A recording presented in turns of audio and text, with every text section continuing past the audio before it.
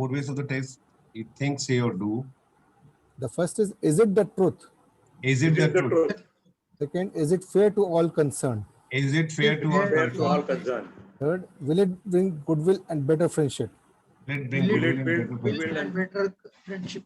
And the last is, will it be beneficial to all concerned? Will it be beneficial to all concerned? So getting the replies of these questions, we can definitely choose the options available for any circumstances. Thank you, everyone. Thank you. Thank you very much, Rahul. Good evening to all of you, and thanks for joining this lovely meeting today. Today we have with us Anand Patil. Anand Patil is an IT professional who has got a lot of international certifications in the project management, into the NLP practitioner. He is a certified Scrum Master, Prince2 Foundation, ITIL Foundation, and has got 35 years of experience into manufacturing, IT, management, consulting, and various others, executive coaching also. He has worked in the manufacturing companies as well as into the IT. He is a Six Sigma Green Belt certified professional. He worked into manufacturing companies like NoSeal, Bombay Dyeing, Glaxo, and then IT companies such as Patni, KPIT. Anand is an expert coaching and consulting. He gives training and development with a lot of companies.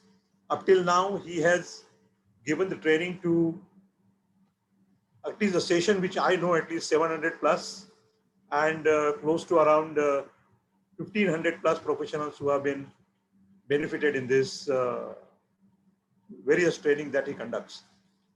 The one which I particularly wanted to emphasize is he has taken a very nice training for Commissioner of Police and the police, senior people on, I think, project management, right, Anand?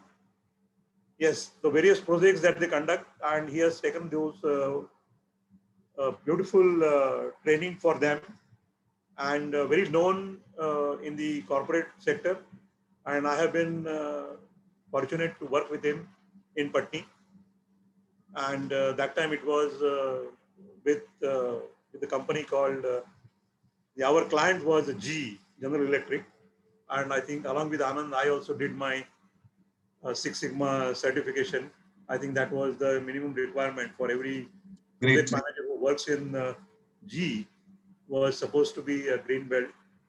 And then subsequently I did even the black belt also. Great, sir. Thank you very much, Anand. And I appreciate for your accepting the invitation. And the floor is yours. You can go ahead. Before that, I just would like to welcome our PDG, PM Shivraj. Shivraj, namaste. Namaste, Joglekar ji. Wonderful meeting. Go ahead. Thank you. Yeah, Anand, go ahead. Yeah. So, good evening, everyone, and thanks a lot for giving me the opportunity, because very few time I get to address or maybe learn with people who are really seasoned professionals. So this will not be a training per se, but it will be kind of a discourse whereby even you should be contributing. That's what really is my expectation. I'm going to run through my all slides. I have a full day workshop on this topic, that is knowledge management, knowledge sharing. You're not able to hear me? Yeah, you can be a bit louder if possible. Okay. So I will, whatever stipulated time given to me up to that particular point, I will cover my slides, and then I'll leave time for question answers as well. Absolutely. And that's how it will happen. Sanjay, can I share my slides? Yes. Yeah. You have been given rights. Okay.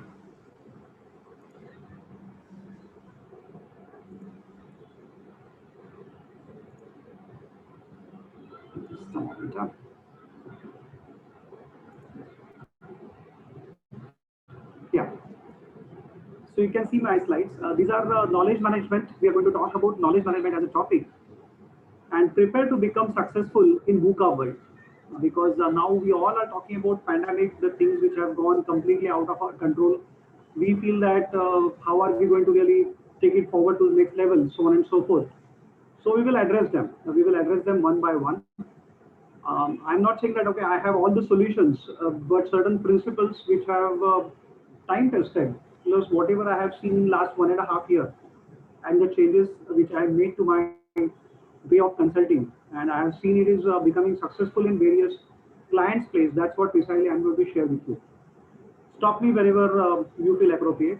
So we are a notch above competition consulting firm, a boutique consulting firm. We believe in continual improvement. Okay, we help clients to create customized solutions to grow above board globally. So there are no standard solutions which we provide to the client, because everybody has a different challenges. Everybody has a different way of working, different style of working, and that's why this customization is our forte. So this is what we do. I am an executive coach. I do consulting, and I also do corporate training. This is what I do for a living for last 12 years.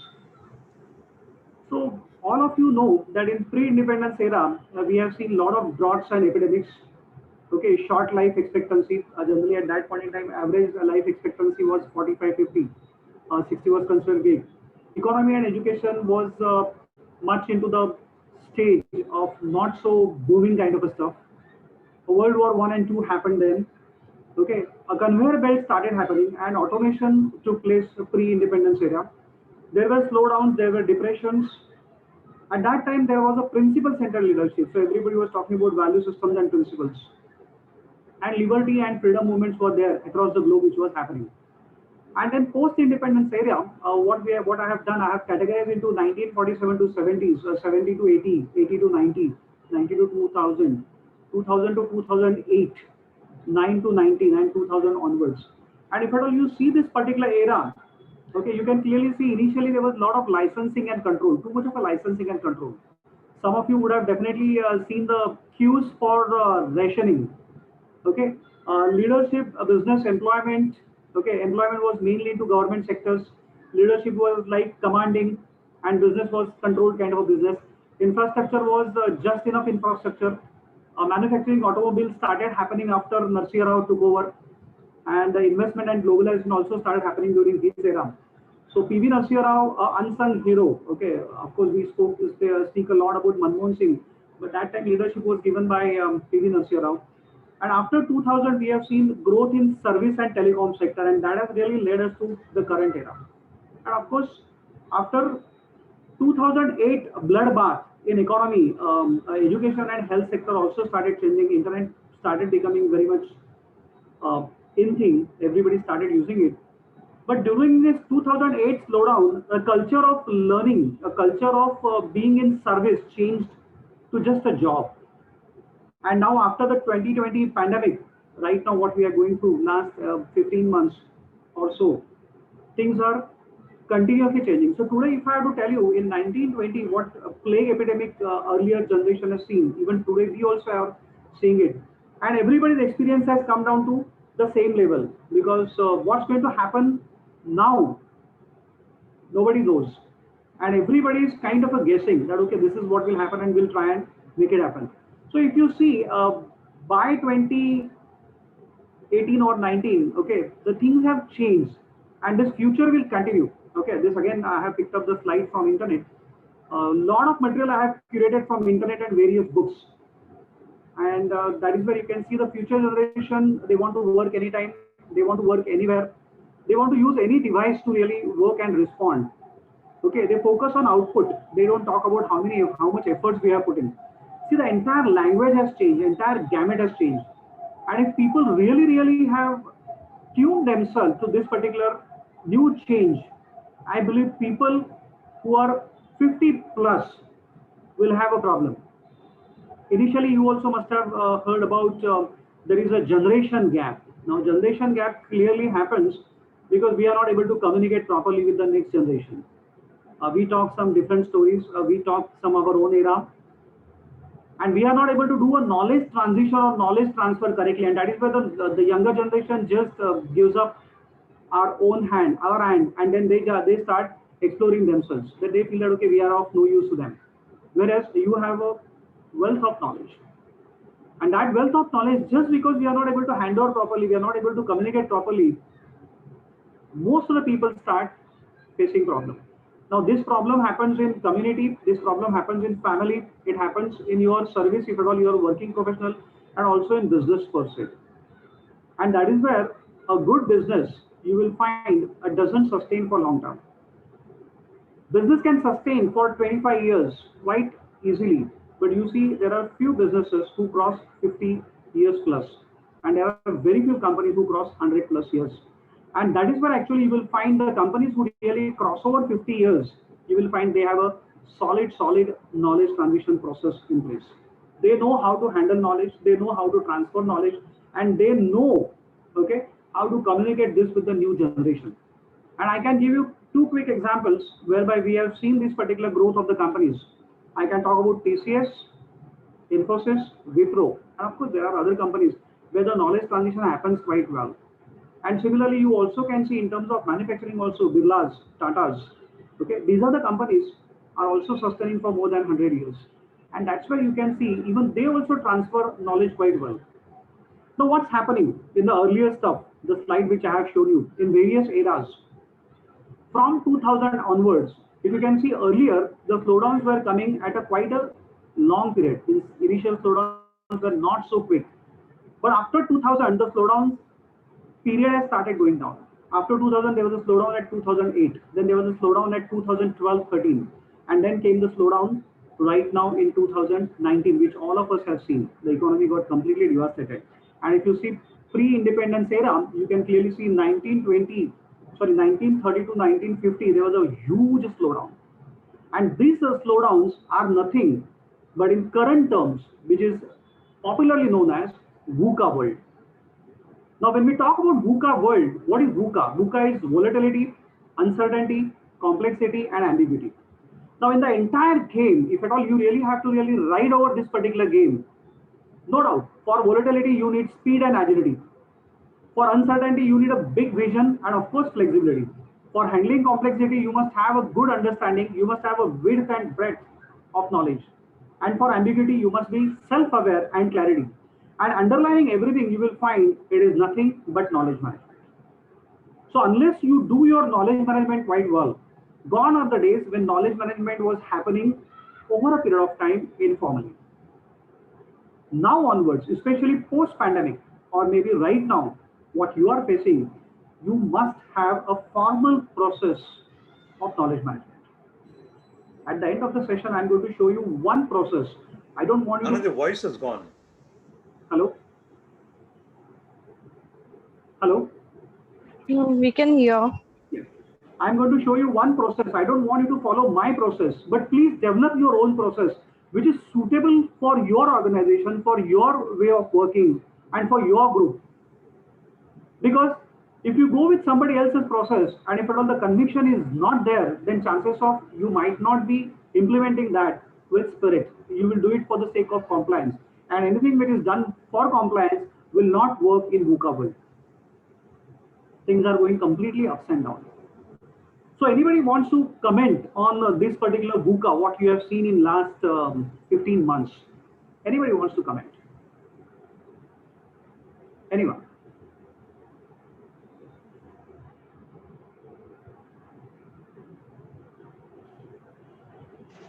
Yeah, hi, Kishore Balarav here. Yeah, Kishore. Yeah, this VUCA, has come to our life in such a way that it has come mainly, I'm not only referring to Corona only, but otherwise also, in such a way that we were not prepared. And till the time you are not prepared, thing goes on the way it is going on and you feel you are in a very comfort zone. The moment such shock comes, then you start realizing, accepting that. There is a reluctance earlier, but now people have realized that VUCA is a way of life, whether you like it or not, but people have started accepting that. That is what my observation. True. So what I'm telling, to really ride over this particular VUCA world, you have to go with the knowledge management. And let me tell you, there is one stumbling block for knowledge management, and that is ego. And this I'm not saying, Albert Einstein sir has said. So more the knowledge, lesser the ego, lesser the knowledge, more the ego.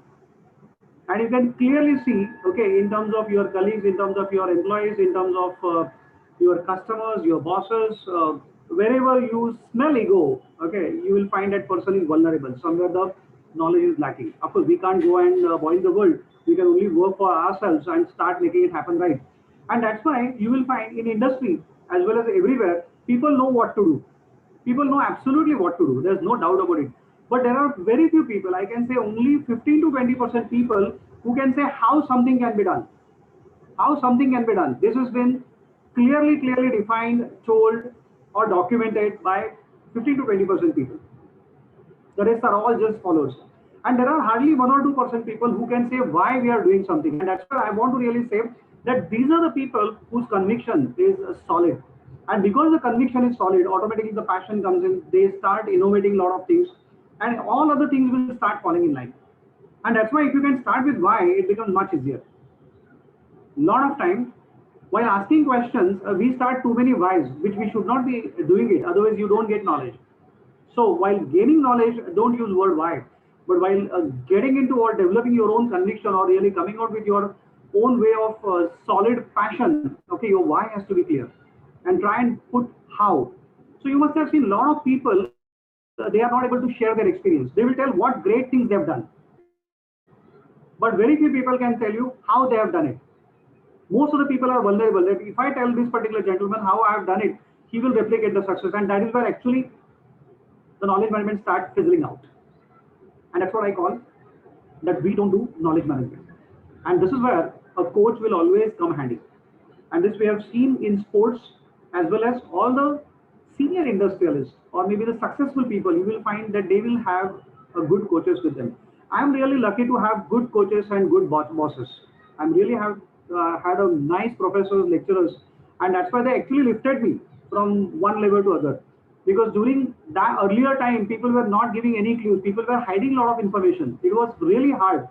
But I'm one of the lucky person who really got this particular kind of a stuff. And that's where precisely for knowledge management, now each and every one of you must become coach for your own team. Be it your own business, be it whether you're working, whatever be the case, or even in the family also. And many times I also get a complaint saying that, okay, my kids are not listening to me. It clearly is a communication problem. It clearly is a parenting problem. In short, a person is not able to share knowledge. Person is trying to tell the heroic stories and the younger generation is not interested. So let's move from being a coach to let's try and understand how countries are looking at certain things. So we can really see when we talk about Japan, we always talk about quality.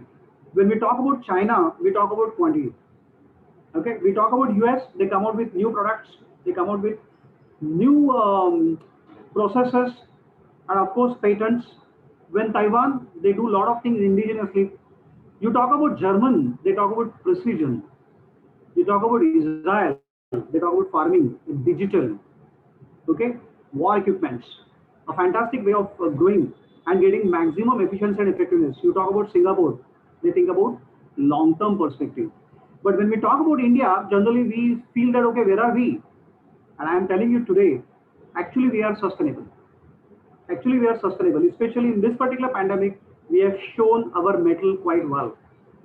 The rest of the world versus India and the way we are extending our arm. And many times we are not being taught to talk very positively or confidently about our own self. And that's why even when we start working, becoming professionals, okay, we can't come out with new products because we feel that, okay, I'm short of finances. When we talk about quality, okay, we are not setting very high benchmarks. When we talk about German precision, okay, precision in engineering, nobody can touch them.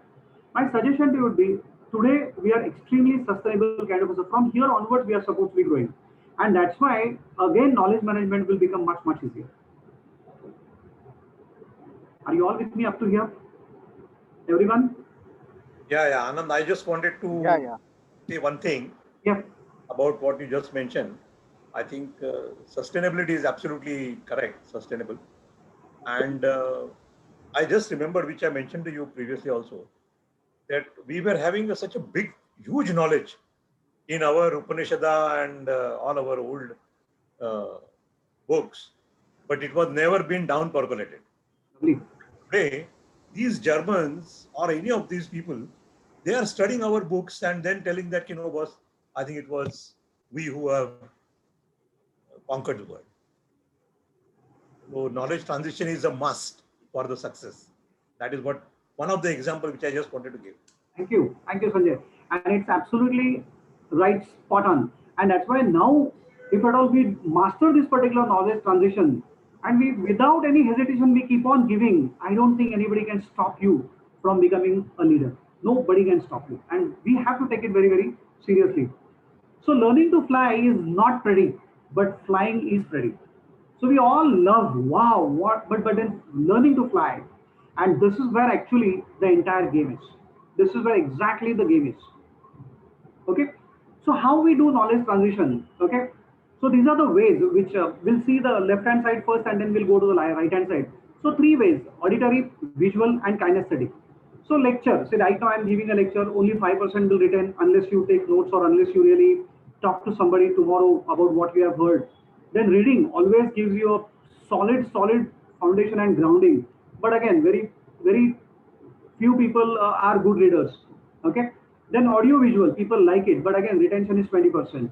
Demonstrations, people like it. Okay. But just demonstration will not happen. But the discussion, the brainstorming, okay, it gives you a lot of 50% chance. Practice doing. Now, this is where a lot of people give up very fast. See, we are not really taught to practice. And when you teach others, okay, generally knowledge retention is 90%. My suggestion to you would be, we all should be doing as much as hands-on as possible. So if I have to tell you, you can see from the bottom. Now the right hand side, you see from the bottom. Your observation has to be superb as far as the knowledge gathering is concerned.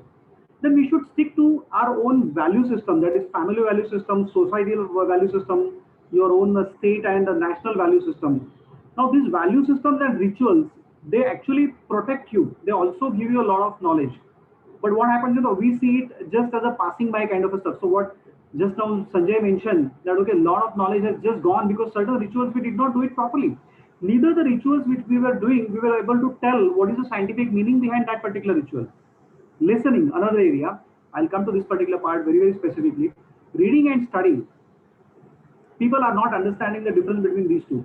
I can split it further. See, there's something called as referring, there's something called as browsing, there's something called as reading, and there's something called as studying. Now, these are the 4 steps. And we feel everything is same. People do Google. Now, Google is just nothing but browsing. When you refer some book, okay, you may get more knowledge than just searching on the website. But when you read, it is more. When you study, fantastic. Then interacting with people or interactive with people group, etc. will also give you self-learning, another best way of doing.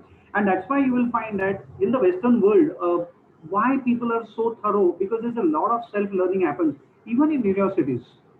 And that is where we feel that they are thorough. And what happens into our system of examination, that we by heart, we just download and that's it. We can learn from others' mistakes, following the process. Now, this is another thing. Now, today, using the word obedience, a lot of people don't like it. If I tell somebody that you obey me, people feel that, okay, I'm treating him like a slave. But actually, obedience is extremely pious quality. A process tells you the same stuff.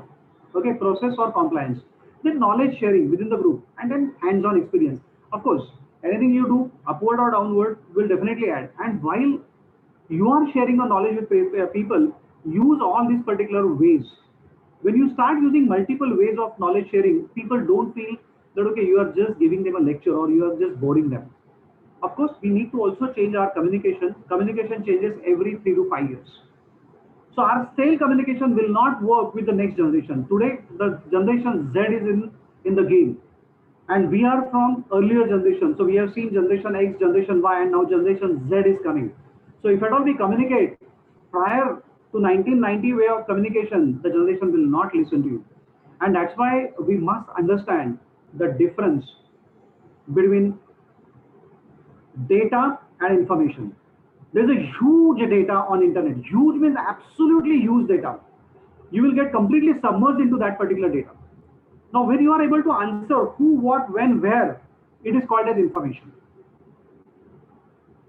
Now, this particular information, when you start saying how something can be done, that is called as knowledge. And people misunderstand. See, today I have seen many people of my age talking about their kids or grandkids. They talk about them as a great knowledgeable people. Actually, that person has a data. Even that person doesn't have a information, but we say, oh, my son is so knowledgeable. He has a lot of data. We need to teach him how to convert the data into information and then knowledge. And when you actually start telling why we are doing something, that is called as wisdom. And this wisdom is nothing but in a crisp format, you will be able to transfer the knowledge or share the knowledge. Now, if you want the crispness, okay, you have to go through this particular entire grind. Now, wisdom will only come if you have experience, if you have worked how to do it, if you have documented, if you have taught, and if you finally have done a lot of curation, lot of internalization of that particular stuff, then your wisdom has got a lot of meaning. And that's why that punchlines becomes very, very important. In our India, in our culture, sometimes we make a mockery of those particular punchlines, but actually they are actually full of knowledge. If at all you decipher them, you will understand. That's why a lot of people will tell you that I like a particular stanza of Bhagavad Gita. Now that's nothing but a clear distilled wisdom. Now it is up to you how to internalize, how to go about it, how to apply that particular stuff. But this doesn't happen, and that's why my suggestion to you would be, if you want to come out of this particular fear of pandemic and really fly high, okay, you have to move from data to wisdom. Don't get impressed by the people who are using too much laptops or maybe even the devices and giving you quick searches. The person might not know how to use it because everybody has data and information available. Is that particular person able to implement in the given context, or is he giving you a lot of reasons? That's very, very important. And that's precisely what we should be seeing. And that's why a lot of people use substitutes, that is information, advice, experiments, and intuition. Whereas facts, knowledge, experience, analysis, there is no substitute. And then your sound judgment. Please, my friends, keep this at the back of your mind, that basic ingredients will still remain forever. The tools will change, the style will change, okay? The technology will change, the basics will not change. And that's why while transitioning, don't advise, okay? Don't quickly give them a decision. They don't want your decision because they want to experiment. They want to have experience. That's why suggest what is to be done. So for knowledge transition or for knowledge transfer, the most important thing is your interpersonal skill. Now the sweet spot which gets created because of your leadership, because of your networking, because of your teamwork, okay, that sweet spot is a expandable stuff. And if at all your interpersonal skills are good, I believe you will be successful in knowledge transfer, knowledge management, knowledge transition. And that's why list down your actions and initiatives for developing, improving interpersonal skills. You improve this particular part, the rest is a byproduct.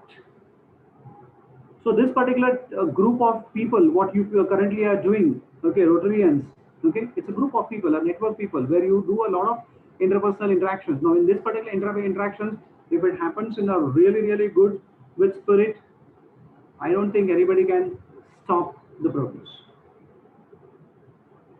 So various benefits of knowledge management. You clearly can read this particular slide. I'm not going to read it for you. Without knowledge management, you will not get these particular benefits. These benefits, if you want stability, efficiency, effectiveness, trustworthiness, friendship, communication, connectivity, cooperation, you have to keep giving. And that's why always I say your contribution should be always more than your consumption. So contribute more. If you contribute more, automatically you will get the success. The more you learn, the more you see. And that's exactly what's important. And that's why you should be learning and you should be writing. Of late, people have stopped writing. If I have to ask, if I have to take a survey, okay, I go out and take survey and talk to say 100 people and check with them how much do they write per day. Very few people would be writing. Very few people would be writing. And secondly, your learning curve has to be superb. And that's why I'm just coming to these particular 3 slides. That is, the more you learn, you will see more. The more you write, you will retain and you will transfer knowledge. And your learning curve with experience, you should learn by rules, you should learn by methods, you should learn by objectives, and you should learn by value system. The best learning curve will always take you through all the problems. So expand yourself. Now you also can start thinking about the people you have met, okay, or maybe your grandparents. Some of them might not be highly educated, highly literate. No, they were educated. They were not literate. They were all good listeners. They were bahushruta. They were bahushruta. And we have lost the ability. And that is where I'm suggesting that, okay, be an extremely good listener. So many times we overhear, we hear, but we must start with listening. We should move towards active listening. We should go with the empathetic listening, where we should use our emotions. Reflective listening, so responding becomes much easier. And then internalizing. See, if you start internalizing and if your listening is superb, I don't think you'll have a problem. And that's why in our earlier times, what Sanjay was referring, a Guru Shishya Parampara was nothing but internalizing. A Shishya is to teach. Okay, Guru is to teach, a Shishya is to listen. He is to internalize, and that's how precisely the knowledge transition was happening. And there was no gap per se. But Britishers came and they literally cut across the entire your education system, and they told you completely a different thing which was suitable for them. Let's not get into that particular zone. But now we have to graduate to this particular level, over here to internalize. And once you start internalizing, we have to be very, very particular. And that's why you see, even in college and schools, nobody teaches to listen. And this is where actually most important part, if you listen, active listening, empathetic listening, reflective listening, internalizing kind of a way, I believe people will start giving you knowledge more and more. Your team will start pouring their heart to you. And I don't think you will have ever problem in terms of your management part of it. So big change which is happening. Now this particular change which is happening, these are the few reactions of the people. That people will always talk about victim. What do I do? There's a pandemic. I lost everything. That's a fact. We might have. But why act like a victim? Then there are bystanders. They'll say, okay, let us see what's happening. Let some people do. Then we'll do. Even today, when we are talking about this particular vaccination, since yesterday, 45 plus age people were allowed. But I am literally surprised to see there is no queue. People are not even going for that particular stuff. I understand initially 60 plus people. So there was initially rush and then there was no rush. I think that is what is called as bystander. Then there are critics. They will always criticize. Nothing will happen. This country is not appropriate. Only 2 vaccines have come in. They will criticize anything and everything. Beautiful criticizers. But there are some navigators. And those navigators, we really have to really catch. My suggestion to you would be, you should consider yourself lucky if you get 10 to 20% navigators in your team. I believe you are a lucky person. Whenever I used to get in my particular team also 10% who are navigator kind of people, I used to consider, yes, I'm going to become successful. Because that the rest is my job. The rest is my job. And change is an opportunity. If and only if we involve people and we communicate. Again, see, communicate is coming here. Plan properly and don't give up. I want now your comments on these particular 3 slides. Anything and everything, open for your comments. Because this is actually the most important part of the entire session.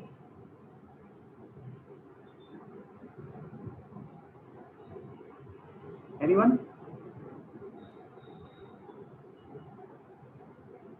Okay.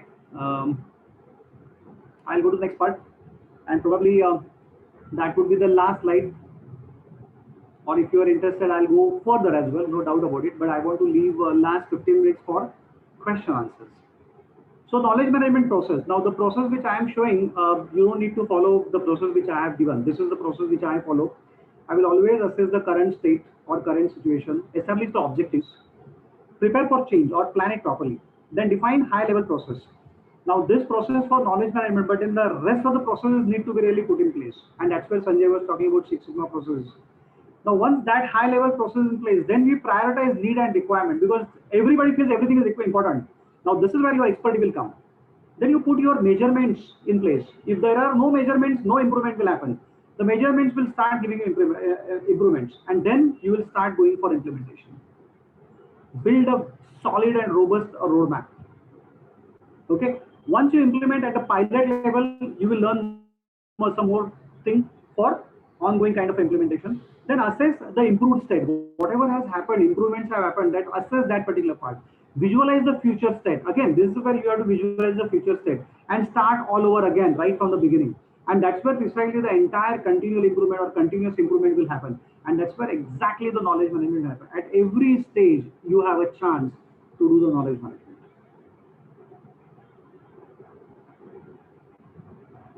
Am I reaching out? Absolutely, Anandji. I think what you explained right now is such an important ingredient for any organization. It's not just IT or any organization. So where And- is the knowledge transfer? Sorry? Let's say the first one, what I'm showing you, dining table chat, informal chat, and family time. This is where most of the rich people or most of the industrialist families, they do knowledge transition. And we use it only for our day-to-day ritual. Dining tables, breakfast time, family time, informal chats. And I can tell you multiple stories of various industrialists that how knowledge transition happens with them in their family, how they do it. I would like to share, Yeah, go ahead, please. Anand, Yeah, maybe to benefit to all of us. yeah. During Patni and after the Patni also, in my various assignments, I used to travel a lot across the globe for various consulting assignments. And then after coming back at home, we all used to have dinner together, or in the evening, we all sit together. And then I used to explain them about my experience and what new things I have seen there. And then they used to ask me questions, and which has increased their knowledge. See, whatever that I have experienced, I have felt, "Arey boss, ye to aisa hai udhar." And then that has become a practice even when my kids used to go out, and when they used to come back again from whatever the tour or whatever, wherever they used to go, they will come and explain everything. So that is what I think what you mentioned is absolutely right. The dinner table or chats in the family will make the knowledge transition very well. And this is one of the very good platform. I fully agree with that. Thank you, Sanjay. Second, meetings, formal meetings, kickoff meeting, knowledge transfer meeting, routine meetings, and review meetings. I have seen many companies, okay, of very few leaders can do a good review. I have noticed in the companies that people use review to settle scores. People show their power in the reviews, and that clearly shows that person is not having enough knowledge. So use reviews so well that automatically your team gets upgraded. Formal network and outbound sessions. Now, this is again a networking meeting which I am currently addressing to. Even the outbound sessions, what you do. Audits and competitions. I have used this particular platform thoroughly while I was working, because audits is the classic way of knowledge transfer. Audio, video recording and giving them. Storytelling session. A lot of people think stories are for kids, but actually stories are the best way of knowledge transition. Book reviews. If you want, I can send you one book review which I have done, How to Become Rich. It is based on Kane Honda's book, Happy Money. So if you can send me a WhatsApp, I will send you that particular link. And you will find that, okay, book review itself gives us a lot of. Traveling with seniors, co-workers, gives you a lot of opportunity to learn, to transfer knowledge. My request to you would be, take opportunity wherever possible, and you will find you can do a wonders. You can absolutely do a wonders. And because certain things are easily and freely available, people don't pay attention to that. And knowledge is one of them. The way we talk about air, sunlight, water, we don't even think about much about it. Same is with the knowledge. And that's why people can tell all the heroic stories. People will talk about all the ego stuff. For continual improvement, what is most important is socialization, externalization, combination, and internalization. In short, the dialogue, linking explicit knowledge, learning by doing, and field or team building. If you do this particular stuff in a right way, I think knowledge transition you will easily conquer. In the new era, you have done it prior to this particular pandemic. I know now we have to do it in the VUCA world, and that's precisely what I want you to really know about. One of my friends has given me this particular slide.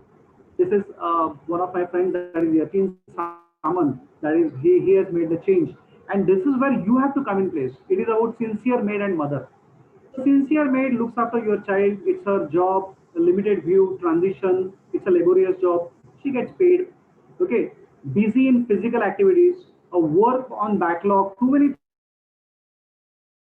things are pending. She will always, it's a routine job for her. Need instruction, and it's only based on action. And you will find that in your company also some of the team members behave like sincere maid. But you as a leader should have or must have an approach of a mother. That means you should care for child. Your outlook has to be bigger. It's a cause or reason for what you're doing. You must see the big perspective. It's a pursuit of life for you. You must take ownership and see the big picture. It's a holistic view. Okay? You must be committed to result. You can't say that a result is a byproduct. No, you must be committed to the result. That should be a meaningful engagement. You must aim for leadership position the way India is currently aiming for a leadership position. That nobody sees us like one of the countries kind of stuff. That people see that, oh yeah, India is there. And your awareness, you should acknowledge and you should swing into action. Unless you have a motherly approach, a motherly kind of a leadership, I don't think knowledge transition will happen, or you will get a fantastic result. I think I will leave last 10 minutes for question and answers, Sanjay. Yeah. I don't want to rush through the slides. Is that No, absolutely fine. Everybody, is that fine? Yeah. Wherever you find it's a logical break, I think you can stop. Yeah, basically logical break means other slides are there. So Yeah, I know. basically you have to be leader. That's what precisely I'm just talking about here. So you can create win-win situation. And the most important part is your anxiety stress level will go down drastically. You will not get into depression, anger, breakdown, mood swing, etc., etc. Okay, so your stress level will go down, and that's the most important part in the entire game. I believe I'll stop here, and I will leave the session for question answers.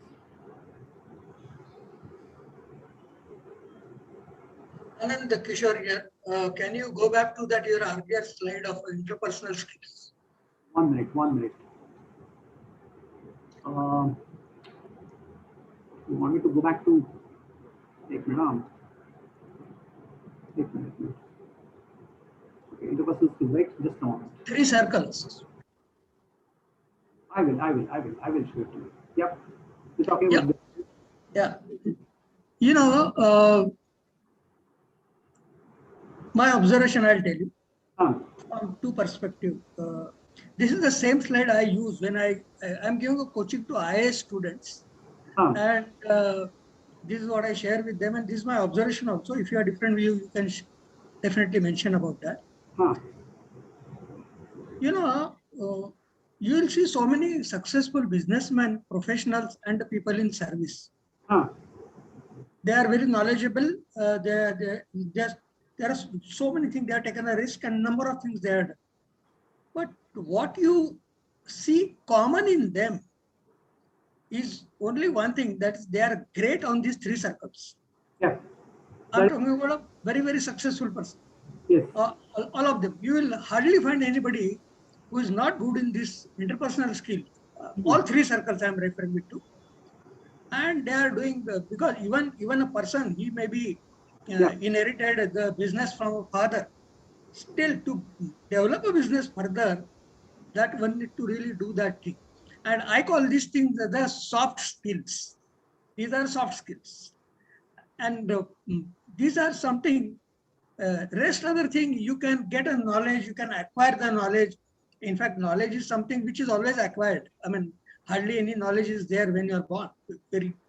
So these things, to me, it's very, very important.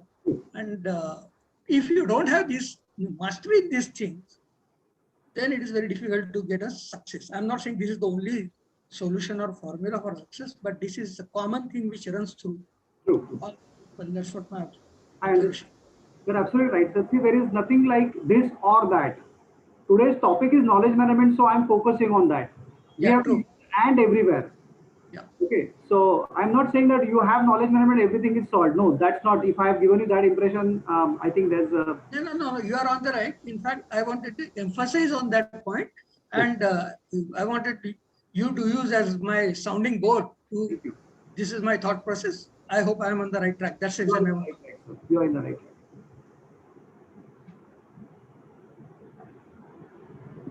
Kishore sir is also an HR, very senior HR professional in the HR world.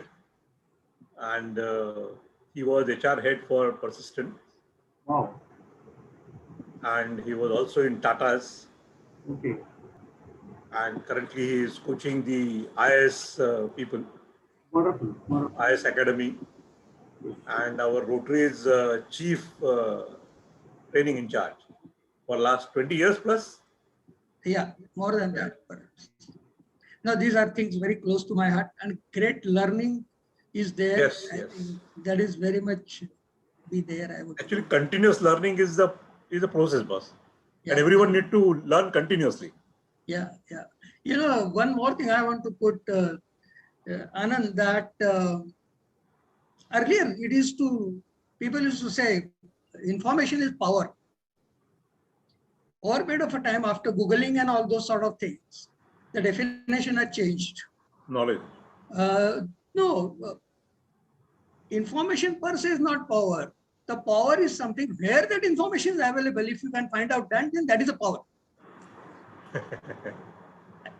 Otherwise, earlier the information, people never used to share their secrets. And I'll give you an example. Our great grandmother or great grandfathers, they may be knowing so many medicines and formulas and all those sort of things, and they will not share with anybody.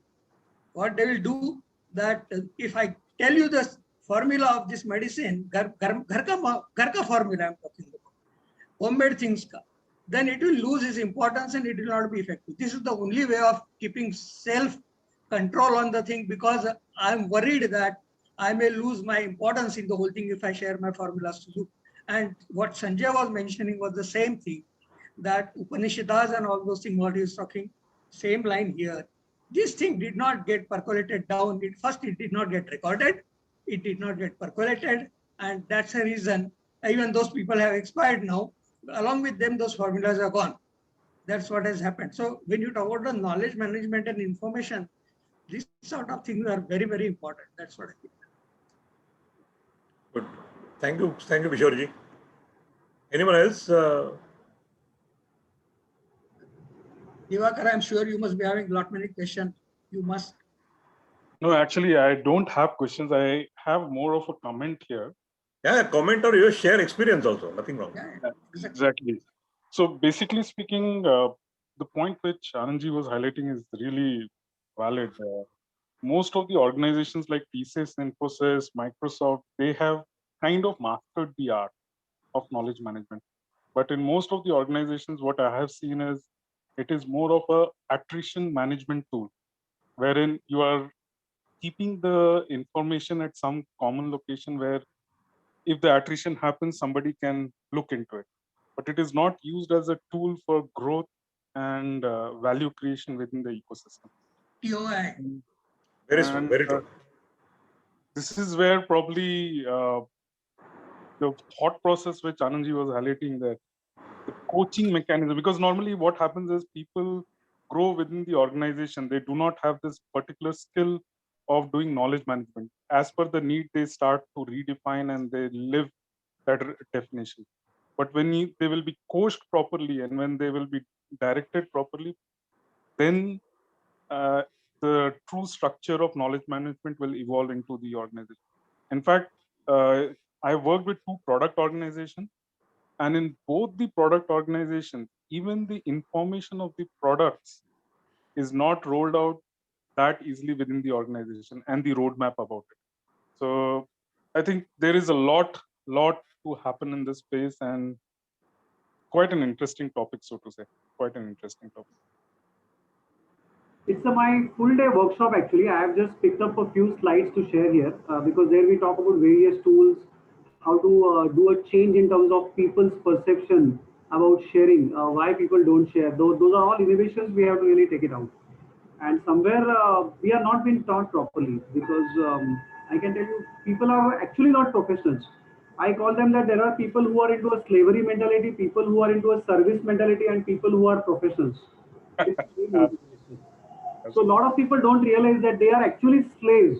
They are into a slavery kind of a stuff, but they are not even providing service to themselves. Forget about their team. When they do disservice to themselves, that's where the entire problem. These people can't do knowledge management.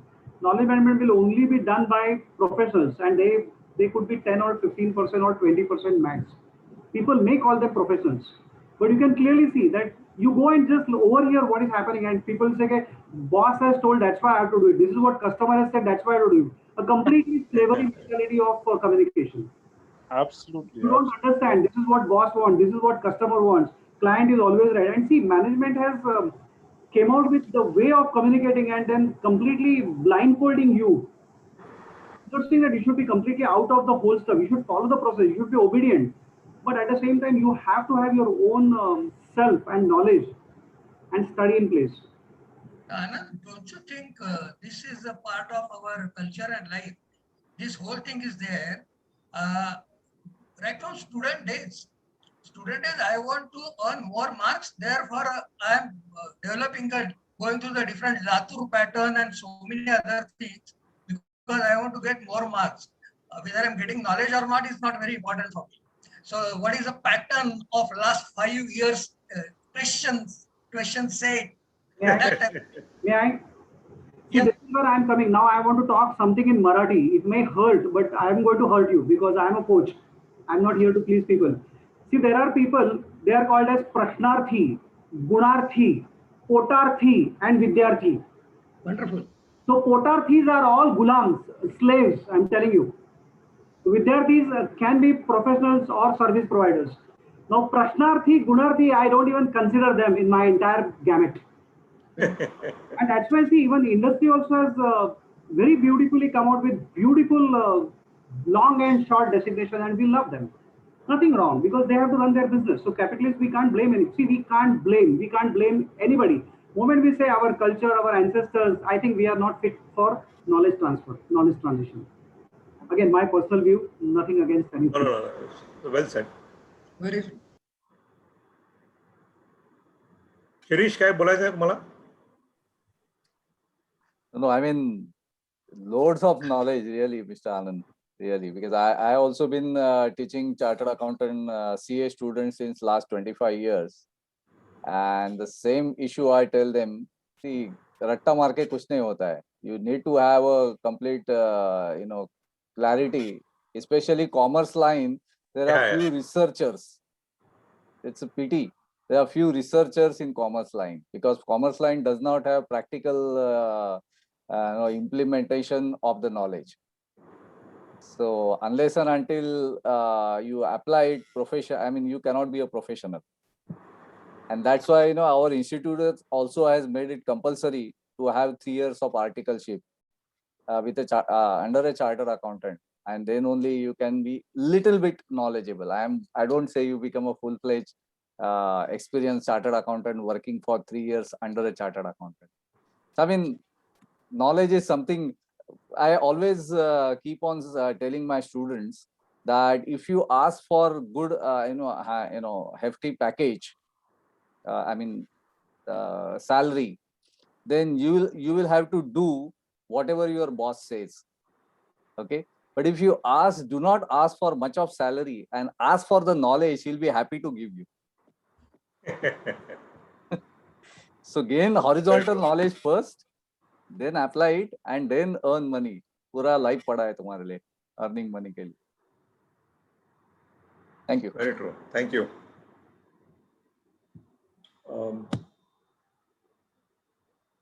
If no other questions, then I will request our Josh President Shashikant Kollekar from Thane East to give vote of thanks. Shirish, prior to that, you just wanted to give the happy announcement? I think it's okay being a joint meeting. Okay, joint meeting. Okay, fine. Go ahead. Yeah, Shashikant. Now I'm audible. Yes, yes. Good evening to all of you. It gives me immense pleasure to deliver two vote of thanks to this digital lovely gathering here. My very special thanks to our today's speaker, Anandji Patil, is a successful executive coach. He has thrown light on such a good subject, that is the data to wisdom, interpersonal skills, sincere maid and mother. I am happy to learn from him. I extend my heartfelt thanks to our district dignitaries for attending this lecture. I take immense pleasure in extending my sincere thanks to PDG BM Shivraj to attend this session. I am very happy to extend my sincere thanks to all JOS President, Secretaries and all Rotarians. Thank you all. Thank you, Shashikant ji. And thank you very much, Anand. We have our, it was absolutely crisp, clear, to the point and precise slides that you have explained, and even whatever that you have narrated was really good. And thanks for your time. Thanks again. And really great to have you on our club meeting. Thank you very much. Normally we have after, I think officially I will adjourn the meeting. Meeting is